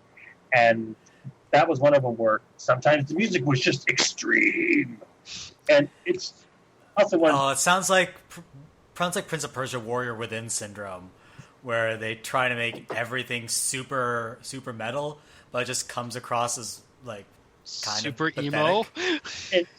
And 13.2 has the situation where it makes even less sense than 13 did, which is an admirable, I should say. But because it gets time is involved, like going through time and space and switching up things, and there So are it's tons. 8. Did Final Fantasy 8 do that? 8 made a lot more sense with the time compression and all that stuff. Please note that I'm a heavy defender of that game, and I will not stand for any bashing of it. But but no.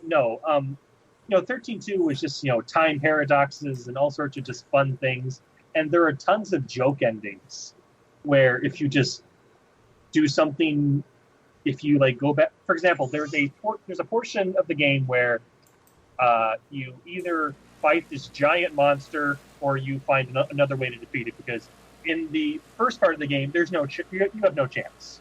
Simple as that. Like, you got to do the alternative. But once you've like gathered up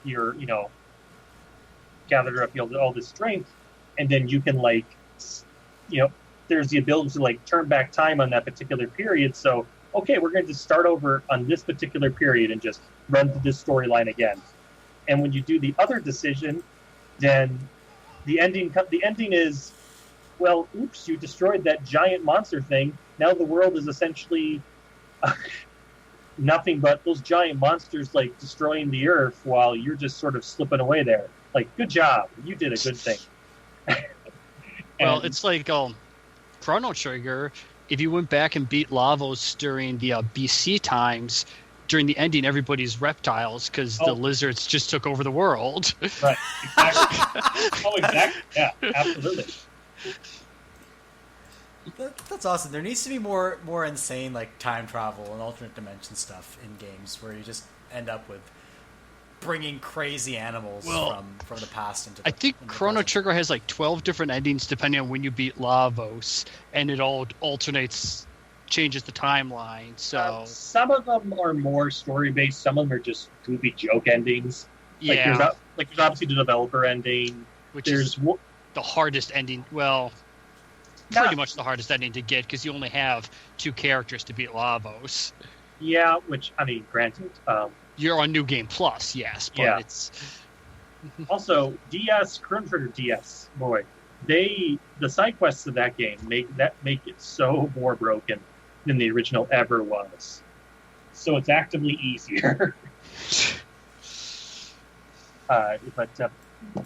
Many of those endings were essentially just. I think there's one where Luca and Marley just talk to themselves while credits flow around, like, "Hey, remember that thing we didn't do? Yeah, that thing. Yeah." And then Chrono just shows up and like says a word and leaves.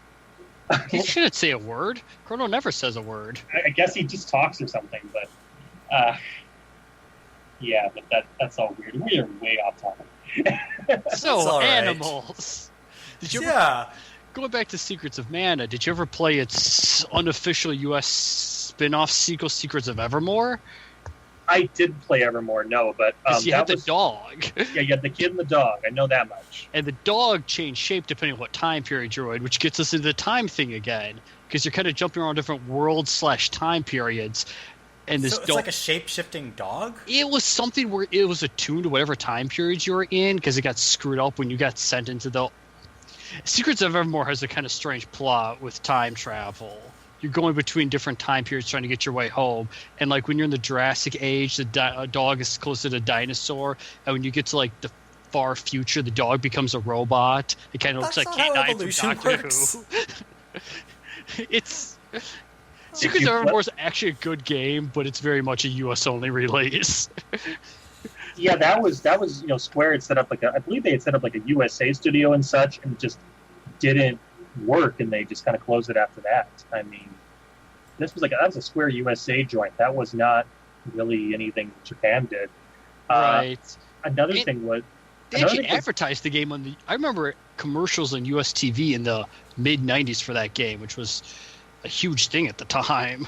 another interesting part about that was that Jeremy sold the soundtrack to that game. Oh, really? Yeah. So hey, I mean that they tried really hard to like make something out of that, and I guess it kind of failed. I mean, and I haven't played it, but it has its fans from what I've gathered. If you like Secrets of Mana, you'll probably like Secrets of Evermore. It uses the exact same system. It's just you only have one character and the dog instead of 3 characters. I didn't. See, here's the thing. I actually like the Mana games progressively less as they go on. Like I didn't like 3, because I played the fan patch of that. Yeah, It's 3 I pretty- think has some story issues to it because it tries to do too many stories. Story and balance issues and just general. Yeah. And boy, like I would appreciate Legend of Mana more if the battle system just wasn't even more dumbed down from before. I appreciate and respect its nonlinear type storytelling, but it just it wasn't fun to play. Yeah, Secrets of Mana is the best, and even then, you really need to play it with 2 or 3 other people. On your own, Secrets of Mana is kind of okay. It works best when you actually have friends at the same time. Because it was an SNES RPG you could play with your friends. Oh, like connect multiple controllers and each person. There's takes 3 different characters. control the character? Yeah. And so if you had a second controller, you could have 2 of the characters controlled. And if you actually had the SNES splitter, you could have all 3 characters controlled by humans. Okay, so sort of like Zelda Four Swords or something like that? Yeah, pretty much. Kind of, but there wasn't any situations to my knowledge where you had to go together to flip switches or anything. Okay. I think there was a couple times where you'd have to throw a character over a ledge to flip a switch, but I mean you could always switch what character you were controlling on your own, so you could do it anyway. Mm-hmm. Yeah, it doesn't seem like it was necessarily designed around multiplayer, but it certainly supports it. That game was originally developed for the CD-ROM attachment, the ill-fated one that Sony was going to help them with, which eventually became the PlayStation. So apparently they had to cut back. Apparently the reason why the game is so buggy is because they had to kind of cut back from that project and put it onto a cartridge. And since we keep diverging from the animals, Secrets of Mana does have the cutest animal in Flammy. The little drake you get to raise from an egg, and then he becomes your transport getting around the place. And you a cute dragon. You summon him with a drum. Yep. Just don't look up the instruction manual artwork for him. It's not good. The rest of the art designs for him are great, but the instruction manual you could probably do without looking at. Which I'm sure now will be put in the link dump. I'm sure. I see a dragon that looks like... He's kind of a white feathered dragon. He's got like 4 wings. Yeah, it looks like a chicken and a dragon had a love child. Yeah. A little bit. Kind of. A lot of colors, yeah. It looks like... Or to keep it in the Final Fantasy universe, it looks like a chocobo and a dragon had a love child. Yeah, that makes sense. I mean, I wouldn't put it past the game to have, like, a chocobo and a dragon actually having a love child. Because this is Final Fantasy, and it doesn't make a lot of sense. Well, Thymi's from Secrets of Mana, which, while it has Moogles, technically isn't in the Final Fantasy universe. I mean, all the Final Fantasies are in different universes, as I understand it. They're different universes with similar, with things. There are always Sids. There are always chocobos and Moogles. There are generally airships, things like that. Okay, so... Come to think of it, I think Secrets of Mana has a Sid, doesn't it? It has Moogles. I could have swore one of the side characters was Sid that you were trying to say for a while. Yeah, that makes sense. I think that's the girl's boyfriend that she's chasing after.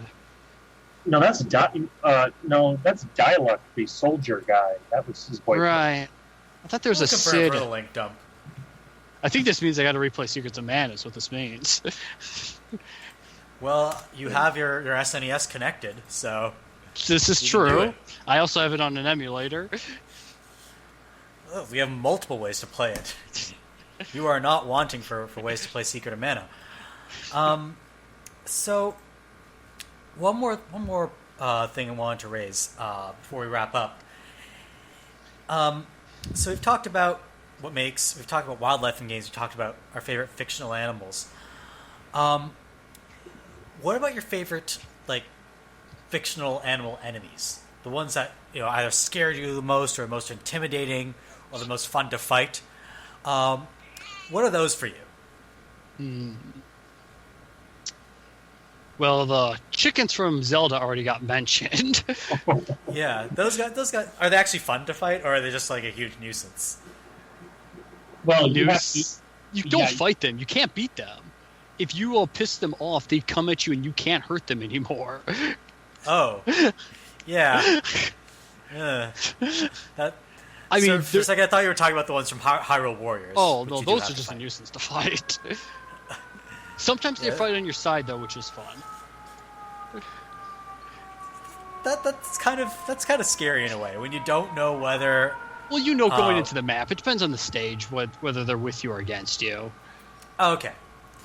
Because sometimes when you don't know when an animal's peaceful or not in a game, that can be really scary. Worst in Hyrule Warriors is there's some stages where a chicken will sit there and follow you around. If you hit him too many times, he summons an army of chickens to attack you, which becomes really Why is he following you? Because, he will sit there and follow you the entire damn stage, so you got to just check all your attacks so you don't hit him. It's it's kind of like an escort mission almost. Where you have to make sure... Yeah, it's like a reverse escort mission. Where instead of protect people from hitting this guy, it's don't hit this guy. Yeah. Yeah, that sounds kind of bizarre. So I'm going to talk about Dragon Age again. Dragon Age has the titular dragons, right? And they're scary and they're hard to fight and whatnot, but they're these big fights that you get into, and you're prepared for them. You go into a dragon fight prepared. Dragon Age also has bears, and Dragon Age bears are dicks. They gather in pairs, sometimes in groups of 3. They're super powerful, and they'll just attack you, even if you're walking by and minding your own business. I've heard Elder Scrolls does that with its bears too, doesn't it? Yeah, why are fantasy bears such jerks? I don't want to fight them. I don't even want their fur. I mean, I'll take it, and I'll use it to make clothing, but I don't want to fight these guys. They're always going after me. It's not fair. It's not fair. PG, you have any enemies that you like to fight or are scared to fight? Animals-wise, gosh. I don't know if that YouTube link is going to work or not, but I was going to point out that Yakuza 5 has a pretty memorable giant bear fight, where one of the missions is literally one of the people has to go up there and basically fist fight a bear to death. What? Which I've never heard about that. Yeah. What is this? Which, funny enough, actually makes a lot of sense in that universe, because that series is bonkers. But so that's like one of the more sensible things that happens in Yakuza. I mean, this is oh god, that series is pretty good about the we're going to be have this nice serious mafia plot, the Yakuza plot, and then at the same time the main character is helping keep an orphanage from going over or something, going under, or fighting people who try to trap him and they're all dressed up like in baby outfits or something, or fighting bears. But it just sounds like there's a lot of tonal whiplash. Yeah, it's Deadly Premonition is sort of like that too. A lot of tonal whiplash. But more importantly, I mean, it's simply a game where you approach people and you smash their heads into poles. So fighting a bear doesn't seem that much crazy from there, I guess. But considering animals, gosh, I kind of wish we had someone who played Monster Hunter, because I think that'd be a really good topic for all the different monsters that people had to fight. Because I imagine people have their own horror stories about, oh god, that boss, that giant dragon-like thingy. But well, I mean, I could throw out one more. Do you guys ever play Thief 2? No, I've only played the awful Thief reboot that you should not play. Oh god, yeah, no. We don't talk about Deadly Shadows like we don't talk about Invisible War. But Thief 2, you're running around. Oh no, not Deadly Shadows. Thief 4. Okay. The even worse one. Well, it's hard to be worse than Deadly Shadows. But... Oh, it happened. It happened. So Thief 2, it's a stealth game. You're running around mostly a medieval town stealing stuff, and then 2/3 the way through the game, you suddenly have a mission where you have to follow somebody out to this village out in the woods, and you get out there and find most of the village is dead, and you suddenly run into these giant apes, like the apes from Congo. And unlike everything else in the game, which you can kill with a couple arrows and a sword swing, these apes do not fucking die. And when they see you, they will wreck your shit. And there's no place to hide because you're in the middle of the goddamn jungle. And the entire level is running around getting chased by these damn apes. Not fun guys to fight. That reminds me of, and sorry to bring up the horrible Thief reboot, there's a level in that game where you essentially have to fight chuds, and it's the same sort of thing. It's in the dark. You can't see them very well. They can see you, and they will bite you to death and maul you and destroy you. It's really awful. At least the apes are only in the one level of Thief 2. After that, you just got the cyborgs, which, oddly enough, the cyborg machines are easier to kill than the damn apes. Yeah, you'd think if you were going to build a robot cyborg machine thing, you'd think you'd make it so that it was more powerful than the wildlife. Oh, they hit you hard. It's just if you get behind them, you hit them with a water arrow and you extinguish their little steam engine and they go dead. So they have a weak spot. Sense. The apes don't have a weak spot. Even an explosive arrow to the face doesn't really phase them much. Oh, it's like in Deus Ex where the MJ-12 troopers, if you if you nail them in the small of the back, they just fall down and die. Yeah, pretty much. Same sort of thing. Yeah, that game I just ran around with the dragon's tooth sword everywhere, and I just sliced people. I didn't even use guns at a certain point. I was just slicing and dicing. Yeah, so that has been an interesting discussion about animals in games and various ways they're portrayed. I was going to say real quick. I guess it technically counts, but I guess everybody involved with Star Fox, I guess we qualify as an animal, and how everyone hated Slippy Toad.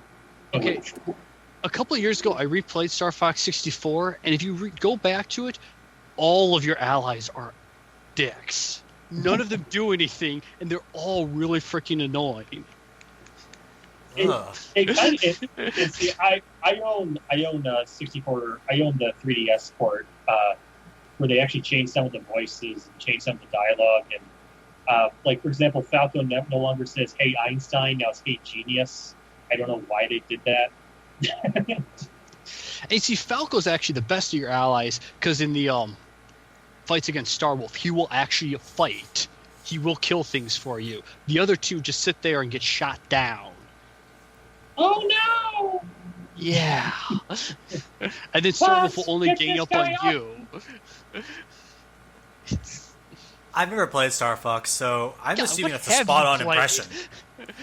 They're, What have I played? they are totally respectable rail shooter games. I'm from a slightly different era than you. Like I grew up on like Roller Coaster Tycoon and SimCity 2000, games like that. Those are my childhood games. The SNES was a little bit before my time.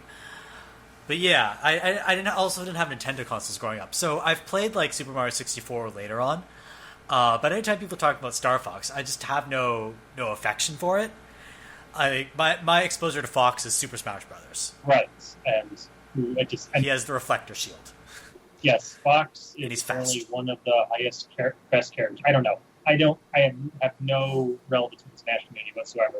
But anytime I watch it on Evo, like, I guess Fox is one of the characters that is always used. So, you're from the era that missed the greatest animal in video games ever, the birds in Shinobi. The Ninja Gaiden, yeah.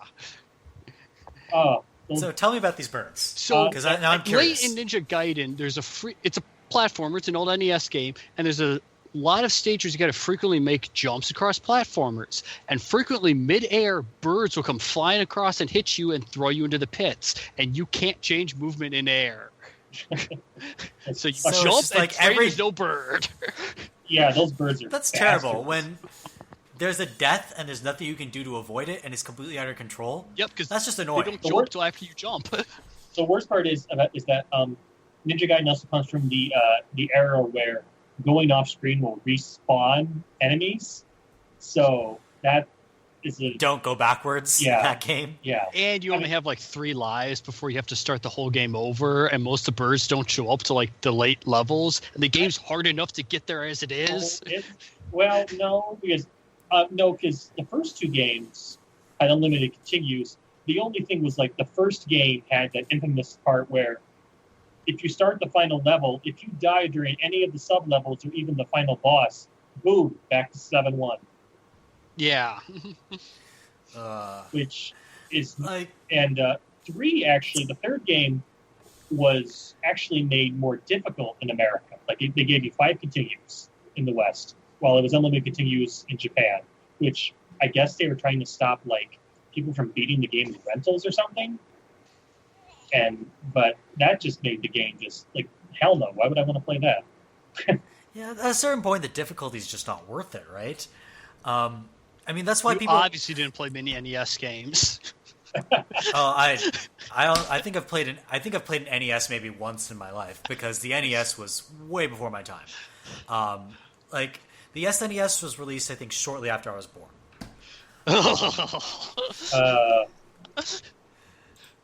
When was Super Nintendo released? 91. It was released in 91 in North America, 1990 in Japan. So yeah, it was released over a year after I was born. And a little over a year in North America. And see, I was to kind of go back to the very, very beginning of the podcast. Like I was when I made that. I don't think you got the reference, but when I said, "Merve, have you played Suikoden today?" It was meant to be, "Have you played Atari today?" And yeah, Atari way before Atari being relevant at all was way before before I was born. And nobody's cared about Atari throughout any part of my life. I started with the NES. I was born in '82, which I want to say that's when the 2600 started, or it was pretty close to that. So yeah, the crash was in late '82. Oh, the winter of '82 to '83 was the crash. Oh, that's right. Because then '85 is the NES in North America. In limited runs, I think. Yeah, it was like the fall of '85. It was really until '86 before most of them came out.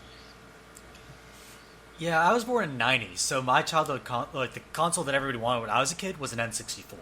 Like all my friends had an N64, and we'd all play like Smash Brothers and Mario 64 and Mario Kart and all that. It was the fun machine.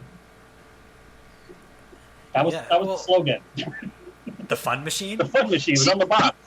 He doesn't get the Atari slogans. He doesn't get the N64 slogans. I think we got to have a whole podcast of re-educating Merve and what he's missed. I mean, we can put me in the time machine from Final Fantasy, and we can send me back to the '80s, and I can play all the arcade games that I didn't grow up on. Did you ever even walk into an arcade in a mall? Arcades were basically A, they were never as big in Canada as they were in the States, and B, the arcades sort of started dying when I was a kid. Yeah. I remember being young and going into mall arcades, but by the mid-'90s, they were gone. Yeah, so I've been to I never really went to arcades growing up, but I have been, the way arcades work is that they're attached to laser tag places. Yeah. So I've been to arcades like that, and those don't really count. No, it's not the same if it's not dimly lit with a haze of smoke and a bunch of kids who look like they should be in school or something else. So I lived in Montreal briefly, and there was this arcade on St. Catharines. I forget what it's called. I think it had 2000 somewhere in the name. That was a great hangout because it wasn't dimly lit. It was one of those bright neon arcades that had all the fighting game machines, all the racing game machines, and all the DDR and whatnot. But it was a really fun place to hang out. It was all just high school kids and college kids, all getting together to play arcade games. So I do have some arcade experiences. I have a feeling they're mainly as an older kid. I have a feeling that if I were to show you a bunch of Game Center CX episodes, that it would blow your mind when Arneo just goes to all these little arcades and all these candy stores, and there's just arcade machines everywhere. And every candy store, in the back streets of Japan, is a Metal Slug machine. Yeah, it's. I mean, different countries again, and you go to Akihabara Akihabara today. There's 6-story arcades there. Shit, I went to Akihabara. I found a place where I could play Super Mario 1, the original Super Mario in an arcade. Like Play Choice 10 or something, or no, it was an arcade of Super Mario Brothers. Okay. Oh wow! I mean, Akihabara though is its own sort of special thing. There's no real counterpart to it anywhere in North America that I can think of. The closest counterpart I can think of is maybe St. Mark's Place in New York, and even that doesn't really have arcades. That's mainly comic book shops and maybe a couple of video games. Which is really what Akihabara is. A lot of the arcades aren't there anymore. There's still some pretty big arcades, but it's mostly comic shops, shops to get little figures and nerd stuff like that. And really, it only is 3 blocks. A lot of Akihabara is not the Electrics district. Yeah, so it's you don't really have those counterparts in North America, which is sort of a shame because I would like to have a place where I can just go to an arcade. The only arcades here now are barcades, which some of those aren't bad. There's one that just opened here, which actually has the original Teenage Mutant Ninja Turtles arcade game and the Simpsons arcade game, but it's way too damn crowded because it's also a full bar. Yeah, it's a full bar. It's full of like hipsters who want to get drunk on the weekend, and like I Yeah. get it, no judgment or whatever, right? But at the same time, I just kind of want to have So like, if you ever replace go to the Las beer Vegas, with like the Pinball Hall of Fame in Las Vegas not only has like 60 or 70 pinball games at any time, but they also got a ton of older arcade games for like the original price. It's like a quarter to play everything there. Look it up See- if you're ever in Vegas. We should send Oh. Merv to California Extreme. Isn't there? what's the California Extreme? California Extreme is an event every year that essentially these collectors from all across the country bring their arcade machines and their pinball machines, and then people just play them for like 2 or 3 days. Oh, shit, screw sounds like a Merv. lot of I want to fun. go there. See, here's the thing. Like, you can play, or you can have a sort of arcade experience at home. You can connect up an old joystick to your computer and load up an emulator, and that's fine. You can Not play an the arcade game. same thing. But like, you can't play pinball at home unless you got a pinball machine. You can play like crappy virtual pinball, and I've had fun with that before. But pinball is the reason I'd want to go to that thing, because I don't have a pinball machine in my apartment. Where am I going to fit that? Well, Yeah, I think I feel like I've disappointed my elders today. I'm not that old. You're and I was actually born in '85, but I had an NES in '89. My grandma gave me one, so I was playing an NES for a few years before the SNES came out here. Yeah, so I mean, my parents were not big on consoles for one thing. So I never had a console growing up. So all my gaming growing up was PC gaming. So I've completely missed all of this. So I can wax poetic about Roller Coaster Tycoon or Worms 2 or some of the old Command and Conquer games because that's what I grew up on. Well, I played a it's ton like of Command and Conquer too, but like when people start talking about I don't know how much they love Super Mario Brothers 3. Like, great, I know it's a great game. Never played it. Sorry. I think we've got a whole new podcast agenda set up for what should we make Merv play through. So, like, actually, we're going to do that. Next time we're on the podcast, we're just going to have a segment about things from the video game canon that What we should we do think other is make you people are play missing. them on emulator ahead of time and do, an old versus new opinion on them. Do you think Mario So you're 3 going to give actually me holds homework up? for the podcast? Yes. Oh god, I don't have time to do homework these days. So actually, I actually would be psyched to do that in the future. Like maybe not now because I'm super busy these days, but a few months from now, I actually kind of want to do that. Just give me like a list of games you want me to play through on emulation, and I don't know, I'll connect up like my Xbox controller, I guess, to my computer, and I'll see what they're like. That sounds like it could be a fun thing to do. All right, so I think this has been an interesting dive through history on this podcast. I think it's been the most tangential podcast because we can't stay on topic for anything. That's all right. We don't topics. The topics are a guideline, and then we go wherever our artistic souls tell us to. You were the one to talk after last time. What did I do last time? How off topic did I go last time? You went to some random Bollywood thing for about 10 minutes. Yeah, I did. I started talking about this Bollywood film where, like, halfway through I was describing it, I forgot the names of every single character in that movie. I was like, oh shit, how do I describe this movie without naming the names of anybody? IMDb is your friend. IMDb. So, like, I was halfway through the script, I was like, I can't Wikipedia and talk at the same time. But yeah, it doesn't matter. Off topic, on topic, I think this was an interesting podcast. Is there anything else you guys would like to bring up before we call this to a close? No, it's been kind of a mess in a good way, and Yeah. other people It's enjoy a beautiful mess. It's like it's the Jackson Pollock podcast. We threw random stuff at the wall. We did through Yeah? maybe. Apparently, no modern art appreciators here today. That's fine. I think Pollock's bullshit too. And on that slam, we'll see you later, folks. I think I pissed off everybody today. Fighting game enthusiasts, retro game enthusiasts, Jackson Pollock fans. There's not going to be a happy ear at the end of this podcast. And with that, I think we'll call this to a close. So thank you, Otakunomike and PT, for joining me today on this journey. And we'll see. Journey is such a fun word to say in this regard. It really was a journey. All right. Good night, guys. Good night. Bye. Yep. Good night.